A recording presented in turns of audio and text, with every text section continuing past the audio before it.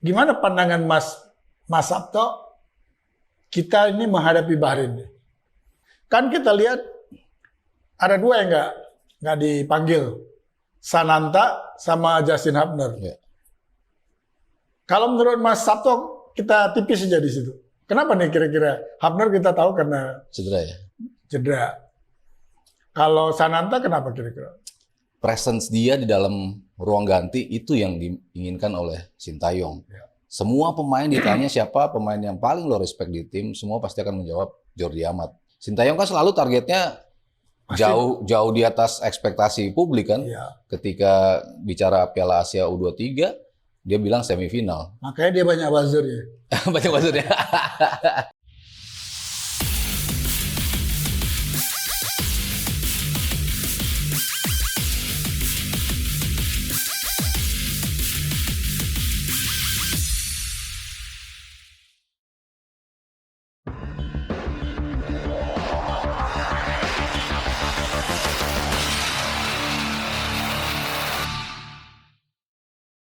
Kembali bertemu dengan saya Hasani Abdul Ghani di acara Hasani Corner. Kali ini saya tetap ditemani oleh, ini menjadi pasangan abadi, Mas Sabto. Bang Hasani, Apa kabar? alhamdulillah sehat, Bang. Seger banget. Iya dong, harus. Habis dipanggil timnas nih. Ambil bagian timnas. Sudah di send kontrak ya? Iya, sama Espro. lawannya Milas ya. Mil. Produk lama, produk baru. Tapi dua-dua oke. Oke. Hokinya ada juga ternyata Expo. Jadi semuanya harus berpikir positif. Iya benar. Ya kan? Iya dong. Jadi si jersey-nya juga kan dengan apa istilahnya banyak diprotes, tapi tujuannya baik. Iya, segala macam kontroversi, taunya ada hokinya juga. Ada hoki. Mengantar kita jauh ternyata kan. Tapi bukan faktor hoki. Dong. Bukan ya. Mas Sabto, Ya. ini kan kita setelah ini kita bicara ronde ketiga ya, Ya. Timnas senior ya. Kemarin episode lalu saya dengan Mas Gita tuh sempat bahas yang U20 ya, U19 U20 ya. U20. Menuju Piala Tapi Asia. kan nanti kita udah juara grup dan sudah pasti berada di China. Yes. Tinggal nanti mungkin apakah di episode ini atau kapan kita akan bahas karena masih Februari. Ya, masih Tapi ini kan- pembagian grupnya belum kan? Ya, ini lagi heboh ini kan kita akan hadapi Bahrain. Yes. Saya ingat 2 minggu sebelum ini kita pernah bahas, tapi overall Ya. antara Bahrain dan China. Waktu itu juga kita belum tahu kepastian tentang Max Helger akan bisa main sama Rangers, juga belum tahu. Kan hari ini mulai ada konfirmasi. Yes. Menarik sih sebenarnya.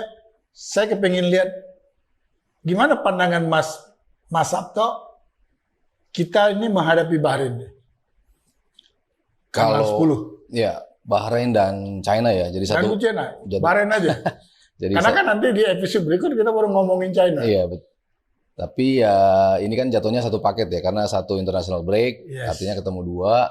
Cuman yang lebih penting adalah pertandingan pertamanya. Ya. Dari dua partai di mana targetnya kita mendapat poin di sini. Pernah Entah kita waktu itu mengharap berapa? 6 bahkan. 6. Kita cukup positif, cukup optimistis dapat 6 poin. Banyak yang mungkin realistis dengan 4 poin, imbang di Bahrain, lalu menang di China. Intinya kita harus bawa pulang poin itu. Ya. Karena target 3 atau 4 pun ya harus kita dapatkan poinnya dari sini juga gitu. Apalagi kita bicara peringkat kedua gitu. Peringkat 3-4 saja dibutuhkan poin atas Bahrain dan juga China. Bahrain tim Arab yang mostly mainnya identik ya. Kita bicara Irak, Arab Saudi, tim-tim seperti itu, Oman, Jordan, memang mereka punya agility yang luar biasa. Ya. Mereka punya physical presence yang luar biasa dalam kotak penalti, lini tengah, depan, mereka tuh selalu mengandalkan fisik. Ya. Speed juga menjadi salah satu kekuatan mereka. Dan transition football, kita tahu ketika lawan Australia, mereka bisa menang 1-0, walaupun gol bunuh diri dari pemain Australia, tapi ini kan membuktikan bahwa ketika lo dikepung, lo tetap bisa membawa poin, bahkan bisa pulang dengan kemenangan ketika mereka bertandang ke Gold Coast. Ya. Nah, ini kan harapan kita juga seperti itu. Walaupun mungkin apa yang dilakukan Arab Saudi dan Australia dengan membombardir kita dengan 17 shots, 14 shots di 2 pertandingan, itu mungkin tidak akan dihadirkan oleh Bahrain. Mungkin nggak semenakutkan itu gitu. Ya. Tapi tetap mereka punya kualitas untuk memegang kendali permainan. Karena mereka main sebagai tuan rumah dan karakter mus dari tim-tim Arab seperti itu. Ya harapannya ya kita bisa mengakalinya. Kan Sintayong juga jagonya. Defense-nya seperti apa, lalu transisinya pun bagus. Kita harus kebalikan dengan apa yang mereka lakukan ke Australia. Nah, kita akan lakukan itu ke Bahrain. Oke, saya pengen sedikit setback. Bahrain ini kan sebelum masuk ke ronde ketiga dia berada di satu grup dengan siapa aja waktu itu? Dia kan bukan juara grup kan? Bukan juara grup kan di grup dia. Kalau nggak salah aku dia juara kalah sama apa waktu itu? Iya, saya lupa siapa aja yang menjadi lawan mereka ya di pertandingan sebelumnya. Tapi intinya tim yang sudah masuk ke ronde 3 tuh semuanya bisa dibilang kualitasnya ya pasti di atas most of the yang ada di kontinen ini gitu. Jadi mereka punya kualitas yang sama menakutkannya lah. Kalau kita bicara tadi saya komparasi dengan Arab Saudi, lalu kemampuan mereka untuk bisa menang lawan Australia, yaitu ngebuktiin ini tim ini walaupun mungkin bukan tim yang paling bagus di Jazirah Arab, tapi tetap bisa memunculkan threat ke timnas kita. Ya, juga saya pantau, menarik juga, setelah kita dapat menahan Arab Saudi, itu kan termasuk di luar dugaan. Ya. Lalu kita bisa juga menahan Australia. Nah ini kan sekarang kekuatan di grup kita grup apa? Grup C. Grup C. Di grup C itu kan yang dulu tidak diperhitungkan Indonesia. Hari ini kan ada saya lihat beberapa media itu memfavoritkan Jepang udahlah nggak kesentuh katanya. Ya. Tapi antara Australia, Saudi Arabia, dan Indonesia ini punya peluang. Nah, artinya kan ini kacamata media dunia kan atau persepak bolaan dunia udah melihat kekuatan Indonesia berbeda. Apalagi kemarin Meselger sama Eliano Rendes sah. Ya, mudah-mudahan tidak ada kendala di perpindahan federasi. Biasanya itu cepat kok kalau kita urus, kalau kita kejar itu FIFA itu 24 hours sudah ready gitu. Yes. Berarti kan bisa didaftarkan. Nah, ini menarik Mas. Menariknya gini, siapakah kira-kira dari 27 pemain yang dipanggil, kan kita lihat ada 2 yang nggak dipanggil, Sananta sama Justin Hubner. Yeah. Kalau menurut Mas Sabto, kita tipis saja di situ. Kenapa nih kira-kira? Hubner kita tahu karena cedera ya? Cedera. Kalau Sananta kenapa kira-kira? Kalau Sananta ya kan Sintayong selalu memberikan porsi juga buat pemain yang tampil di Liga Indonesia. Ya. Kalau ngelihat kualitas terakhir dari pemain-pemain yang tampil di Liga Indonesia, emang semua yang dipanggil itu masuk kriteria yang bermain bagus. Ya. Kita bicara Hoki Caraka, dia baru mencetak brace berapa pertandingan lalu Dimas Derajat dalam sebuah derby yang sengit melawan Persija, ternyata dia bisa mencetak gol. Ya. Lalu Malik Rizaldi, penampilannya setelah pindah dari Madura di Persebaya juga bisa mencetak beberapa gol. Artinya memang dari sisi kualitas terkini, emang pemain-pemain yang dipanggil itu yang menunjukkan kualitasnya ketika tampil di Liga Indonesia. Termasuk Wahyu Prasetyo, pemain belakang yang ketika dipanggil, sempat 2 kali dipanggil tapi tidak dimainkan. Tapi di pertandingan terakhir ternyata dimainkan dan memberikan impact. Yes. Itu kan STY banget. Ketika lu gue panggil, lu bisa mempertanggungjawabkan pemanggilan gue, dan lu akan gue panggil lagi. Makanya kenapa ada nama Wahyu Prasetyo juga di lini belakang. Ya kalau kita lihat dengan siapa namanya Hoki Caraka, Dimas, termasuk Sananta, setelah disentuh oleh pelatih Ya, Korea, betul. timnas itu seperti ada perubahan ya. Ya, Mereka lebih greget gitu, lebih paling tidak mereka sudah mulai mencetak gol lah. betul. Ya saya setuju dengan Mas Sabto. Memang SC ini kan selalu lihat pemain siapa yang lagi perform. Ya, based on merit ya. Ya, jadi tapi memang dia terkesan kalau dia udah suka sama seseorang ya, kalau dia pemain ini bisa mempertahankan, dia ada billing saling trust gitu. Iya, iya. Memang susah sih. Kalau kita tukar tambah pemain kan, kalau nggak bisa cepat membaca strategi kan merepotkan gitu. Iya. Oke Mas, itu berarti bukan isu yang besar lah kalau kita lihat. Karena hampir majority pemain yang dipanggil itu hampir sama. Iya. Yang jadi pertanyaan sekarang, dengan kehadiran 2 pemain baru yang datang dari Belanda ini, siapa starternya? Siapa yang tersingkir? Nah, itu Nggak dia. tersingkir sebenarnya, tapi ada yang tergeser lah. Iya, iya. Tersingkir itu kan berarti dibuang. Iya, iya. Tergeser kan ya Di starting 11 ya. starting 11. Ini menarik ya, terutama kalau kita bicara lini belakang dengan hadirnya Mads Hilgers ya. Kalau mungkin satu nilai positif dari something negatif di mana Hubner nggak main, artinya satu kepusingan hilang. Di mana biasanya Hubner kan mengisi salah satu pos di lini belakang juga. Ya. Biasanya kan kalau di komposisi terakhir adalah Rido di kanan, J. Itzes, lalu Hubner. Ya. Artinya kan Hilgers masuk di posisi Hubner. Tapi dipanggilnya kembali Jordi Amat, ini kan juga sedikit Ya. memusingkan ya dalam tanda kutip. Kita tahu dalam beberapa pertandingan memang Jordi Amat bukan di top performance-nya. Berapa kali ada blunder yang dia lakukan, termasuk menjatuhkan pemain di kotak penalti ketika lawan Jepang, lalu lawan Vietnam, bola-bola tinggi yang tidak bisa dia antisipasi, kecepatan yang sudah tidak secepat dulu. Tapi kan presence dia di dalam ruang ganti itu yang diinginkan oleh Sintayong. Semua pemain ditanya siapa pemain yang paling lo respect di tim, semua pasti akan menjawab Jordi Amat. Jadi kayaknya memang presence dia di dalam tim itu dibutuhkan. Entah sebagai starter atau enggak. Kalau saya pribadi, saya melihatnya tetap Rido di kanan, Oke. J. Itzes di tengah, Hilgers di kiri. Oke. Cuman kan ya nggak tahu ya, Sintayong kan nggak pernah kita bisa tebak dia komposisinya seperti apa. Bisa aja Jordi Amat yang mengisi posisinya Rizky Ridho gitu. Cuman kalau ngelihat penampilan Ridho di timnas berapa kali, lalu di liga yang selalu konsisten, bahkan terus menunjukkan dirinya paling bagus dalam timnya, Ya. itu kan rasanya kurang fair kalau dia tidak diberikan kesempatan lagi untuk menjadi starter gitu.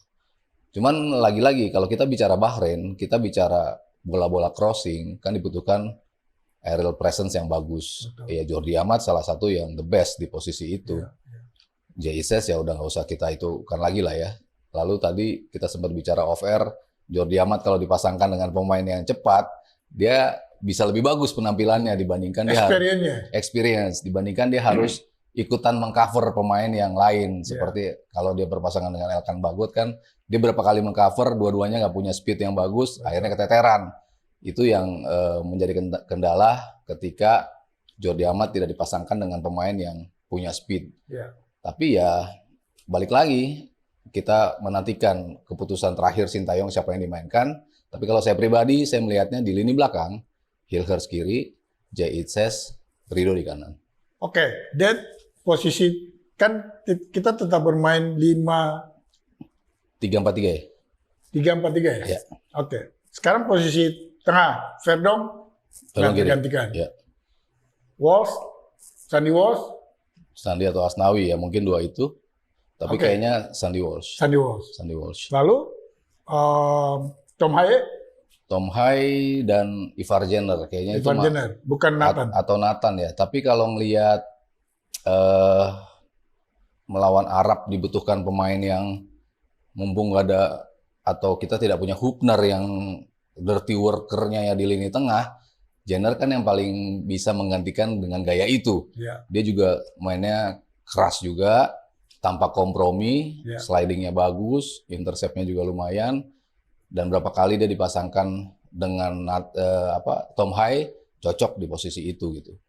Cuman kalau kita butuh kendali dalam megang bola, lalu progression ke depan yang lebih bagus, ya Nathan menjadi pilihannya. Ya. Jadi mungkin tergantung situasional ya. Ketika Bahrain bisa menguasai lini tengah, kan dibutuhkan pemain yang lebih keras. Mungkin Jenner yang lebih cocok untuk dipasangkan dengan Tom Hai.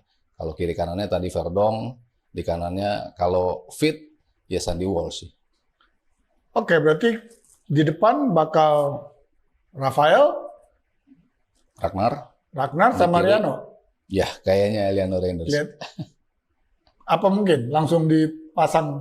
Iya, kalau ngelihat STY dalam berapa kesempatan memanfaatkan pemain barunya langsung di pertandingan pertama itu kan bukan hal baru. Berarti siapa yang tergeser? Antara Marcelino dan Witan. Dua pemain itu. Kalau kita lihat contohnya beberapa Hubner langsung start, ternyata shaky startnya. Ya. Kita lihat Nathan juga pertandingan pertama agak shaky, tapi selalu diberikan kesempatan untuk melakukan debut.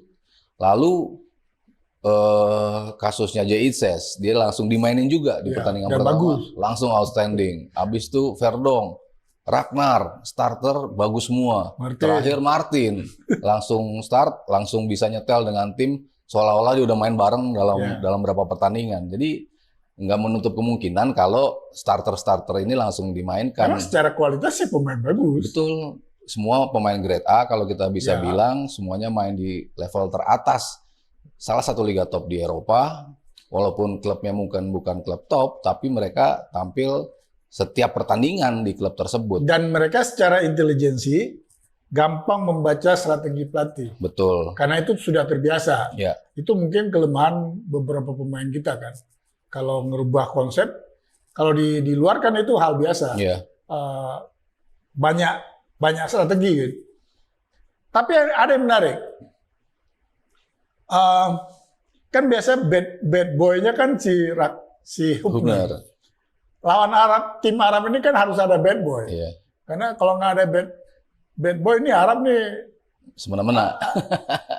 Kadang-kadang memang apa istilahnya ngeselin gitu. Iya. Jadi kemarin kan waktu lawan Arab Saudi kita lihat si Ragnar coba ganggu pemain yang temperamen tinggi dari Arab itu. Iya.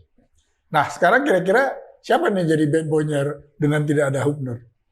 Kalau ngelihat beberapa pertandingannya Twente, sebetulnya si Hilgers lumayan galak juga. Galak juga ya. Kemarin lawan Manchester United 1-1, di luar dugaan publik juga, dia cukup tampil oke di lini pertahanan. Tanpa kompromi modelannya tuh seperti itu. Cuman kan dia di belakang. Sementara kita butuh pemain yang nakal itu kan di tengah. Ya. Ragnar sudah menunjukkan dia mampu untuk bisa ngimbangin kenakalan pemain-pemain Arab Saudi. Jadi kayaknya dia tetap akan tampil seperti dirinya ketika melawan Bahrain. Sementara di tengah ya preferensi saya kan kalau bad boy mungkin Ricky Kambuaya itu lebih cocok sebagai bad boy. Tapi kan kita bicara. Tapi gini, Ricky Kambuaya bad boy, cuma dia kadang-kadang out control. Iya, kadang-kadang. Kalau jadi bad boy itu ada pemain NBA dulu namanya Dennis Rodman. Iya. Dia nggak pernah emosi. Tapi orang sebel sama dia. Nah, Hubner ada gaya itu. Iya. Dianya nggak terpancing. Kalau Ricky Kambuaya, kalau saya perhatikan di Liga Indonesia, dia memang agak nakal. Tapi dianya kadang-kadang nggak bisa kontrol juga. Jadi nggak cocok. Nanti merugikan kalau dia nggak bisa kontrol emosinya. Ya mungkin yang paling fit untuk menggantikan Hubner tetap Jenner sih. Jenner mungkin lebih sweet sedikit, tapi dia tetap galak juga gitu. Tipenya dia yang kan dia juga sempat kena kartu merah juga kan waktu lawan Irak kalau nggak salah di U23. Tapi kalau waktu lawan Arab kan si Ragnar yang coba. Iya, yang coba dorong-dorong pemain yang. Tapi itu dia kayaknya gaya anak manis mau coba kasar, tapi tak ketahuan anak manis. Mas, jadi kalau berarti wajib hukumnya kita tidak boleh kehilangan poin lawan Bahrain. Begitu juga lawan China. Saya kenapa nggak bahas dulu China? Karena saya pikir kuncinya ada di Bahrain. Ya. Setelah kita mencuri poin lawan Arab Saudi dan Australia, itu semua lawan kita mulai wake up. Nggak memantau. melihat dengan sebelah mata lagi. Iya. Nah, kalau orang sudah mulai prepare, apalagi saya dengar Bahrain kan sudah latihan bersama nih. Iya. Malah kita belum gitu. Nah, artinya mereka udah melihat Indonesia ini bukan lawan yang mudah lagi. Nah, tentunya mereka juga nggak mau kalah. Ya kan?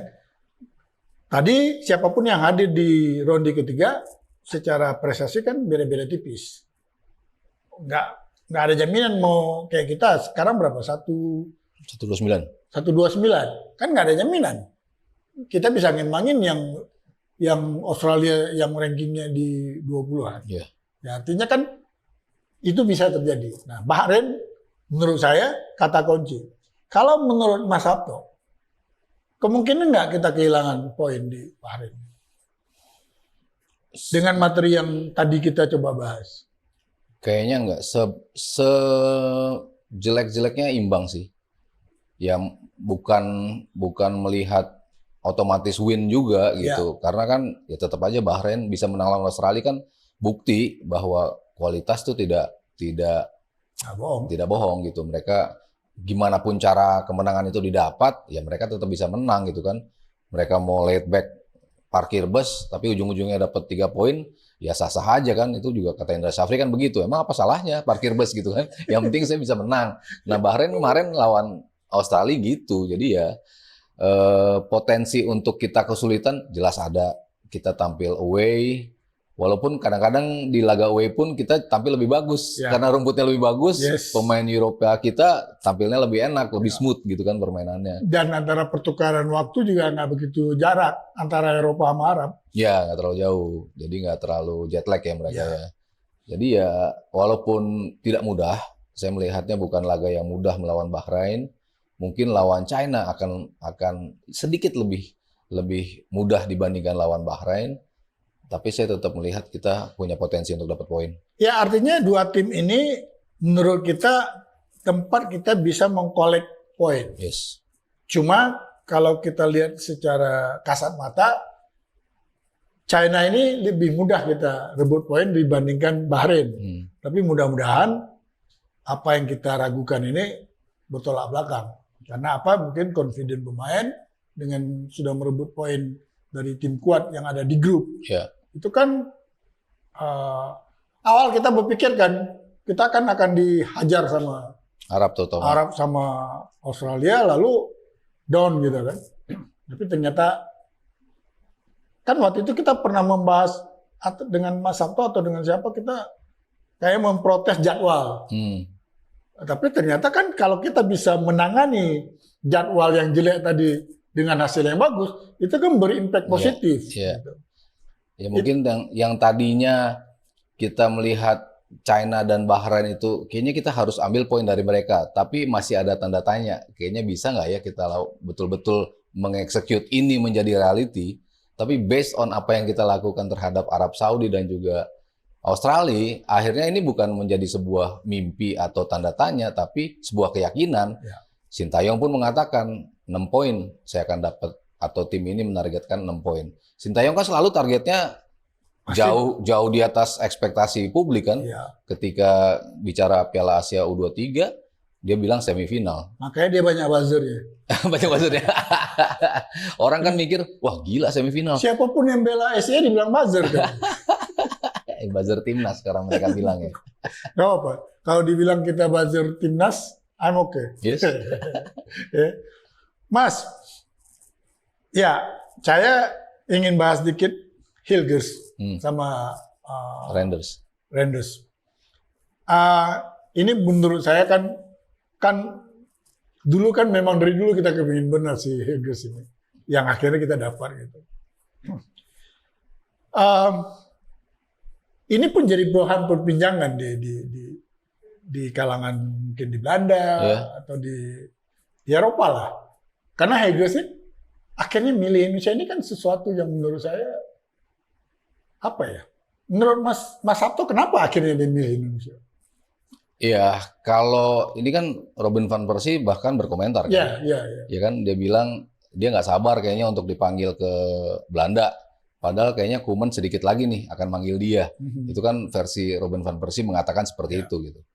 Cuman kan ya dia pasti mengukur kan ketika pemanggilan ke Belanda bukan sebuah kemustahilan, tapi apakah saya akan bermain secara reguler ataupun saya akan menjadi salah satu bagian dari 23-26 pemain Belanda ke depannya, itu kan tanda tanya juga di dirinya Hilgers.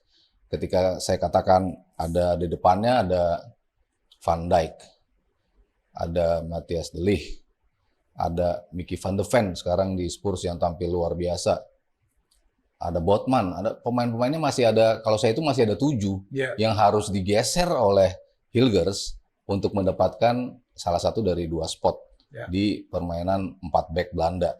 Artinya kan paling sejelek-jeleknya dia harus geser 3 orang. Untuk masuk ke 4 lah.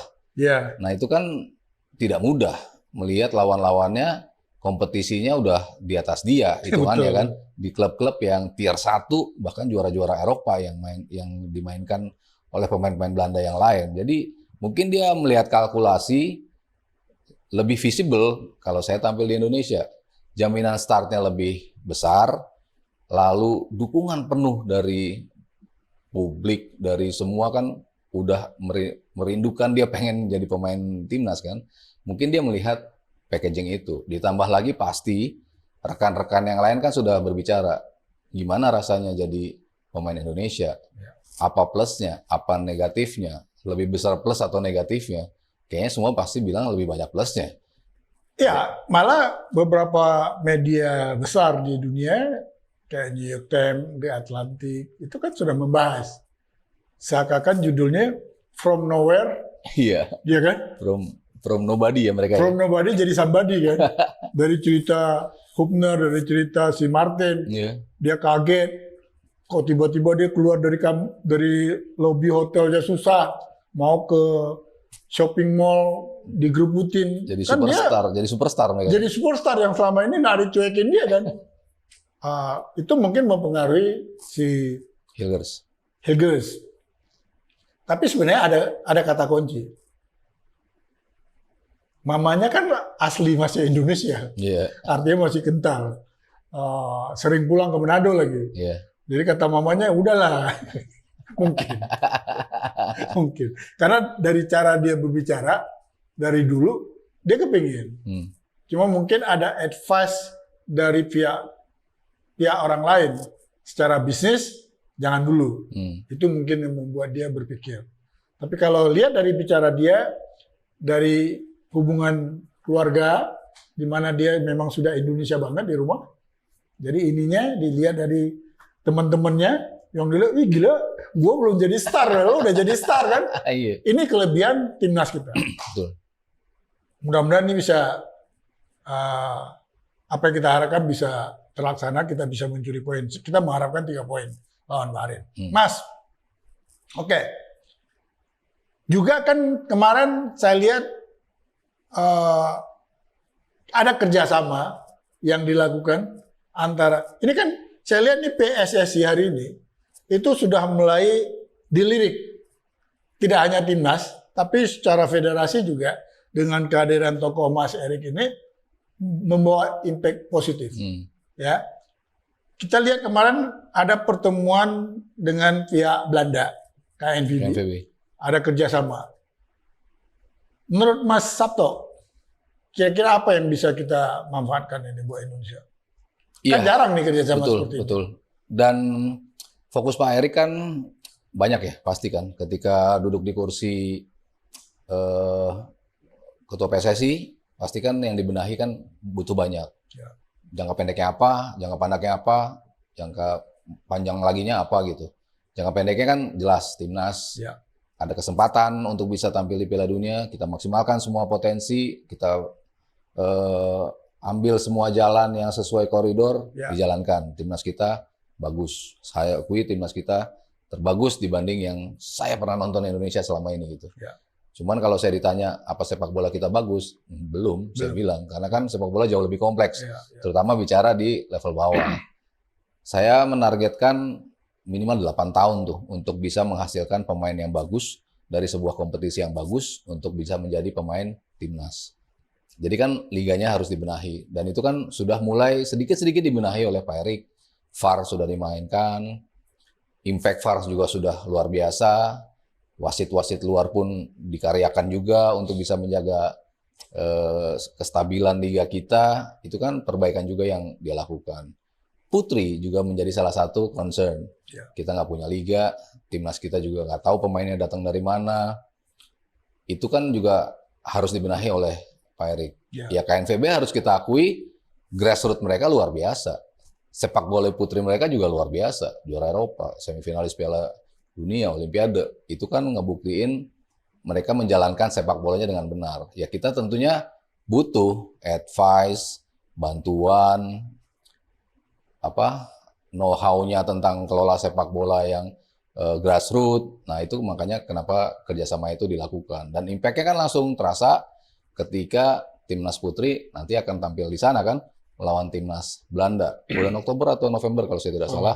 Mereka akan berangkat ke sana. Itu kan one step lagi. Timnas putri kita kan selama ini siapa yang melirik sih? Siapa yang tahu mungkin hanya di medsos gitu kan, beberapa pemainnya saja gitu. Cuman kan kalau as a whole timnas putri kan praktis nggak ada yang nonton gitu kan. Tapi ya ini perlahan-lahan apa yang menjadi target jangka panjang Pak Erick Thohir, ya dia mulai mendeliver tuh satu-satu. Ya, saya sebenarnya mungkin kalau Pak Erick di level atas sudah membuka hubungan dan ada respon positif dari pihak Belanda, ini kalau nggak di bawah, khususnya di Dirtek, tidak dibenahi, ini kan menjadi sia-sia juga. Kenapa? Saya melihat gini, tadi kan Mas Sabto juga mengatakan, timnas sudah bagus, tapi apakah sepak bola kita sudah bagus? Kan belum. tadi Mas Sabto mengatakan belum. Tapi ada impact, ada teori mengatakan kalau timnasnya bagus, ini biasa bisa merubah program yang ada di bawah.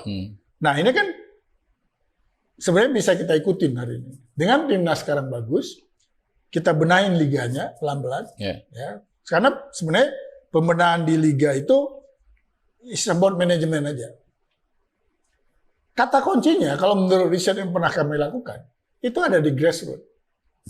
Kesalahan awal itu ada di grassroots. Nah, saya kepingin hubungan kerjasama dengan Belanda ini, kita manfaatkan tukar ilmu, bagaimana mereka melahirkan bibit-bibit bagus ini. Kan kita tahu hari ini, cara mereka membuat pertandingan di kelompok umur, kita kan salah banyak di situ.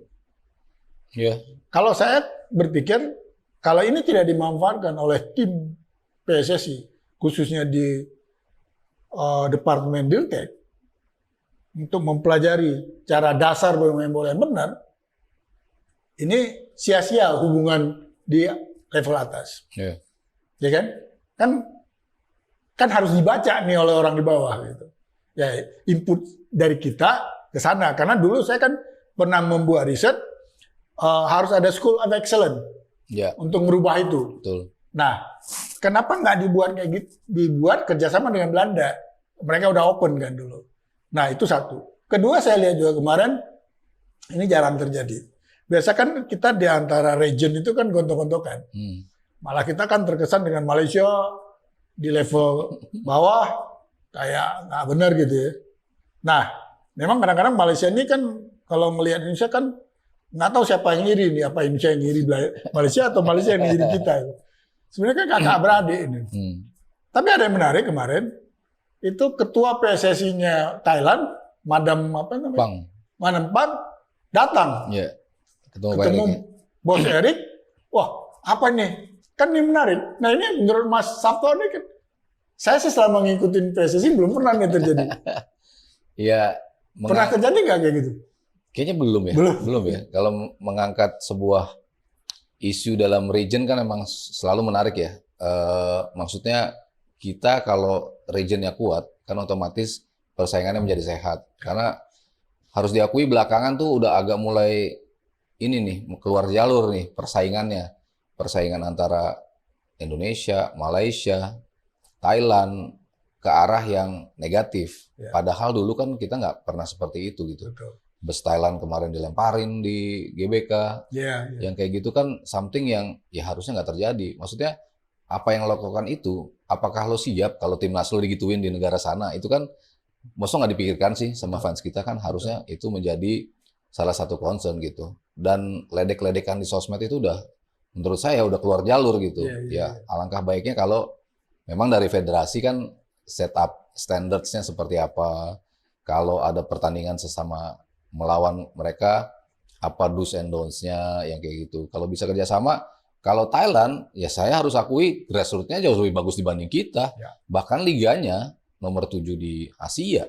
Itu kan suatu bukti bahwa apa yang mereka lakukan sejak mungkin 2010 ya, yang mereka betul-betul bagus pengembangan dari grassroots-nya, kita sudah tertinggal berapa? 14 tahun untuk bisa sekedar mendekati Thailand gitu. Jadi kan ya kita tetap harus belajar. KNVB mungkin standar tingginya, tapi standar yang bisa kita capai dan ternyata visible dilakukan di Asia Tenggara, ya kita bisa melihat Thailand seperti apa. Dan tentunya masukan dari Madam Pang ya pasti untuk Pak Erik ya mungkin ada ke arah sana juga.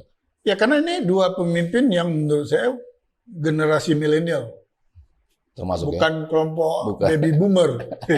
Kelompok baby boomer kan agak-agak keras kepala lah, merasa sok tahu. Kalau ini kan, kalau Pak Erik kan suka mendengar. Dia suka dengan info-info baru. Mungkin Madam Pang juga punya tipe yang sama. Jadi connect kali mereka. Dua-duanya juga based on pengusaha ya? Ya, jadi base cara mereka melihat itu base of business. Ya kan? Saling menguntungkan. Kan cara kita berdagang kan gitu. Tidak cheating gitu kan. Kalau cheating biasanya nggak berhasil. Nah kalau berpikir cara saling menguntungkan, itu yang stabil. Nah kalau kita lihat background Pak Erik, background Madam Pang kan berarti ini kan stabil di bisnisnya.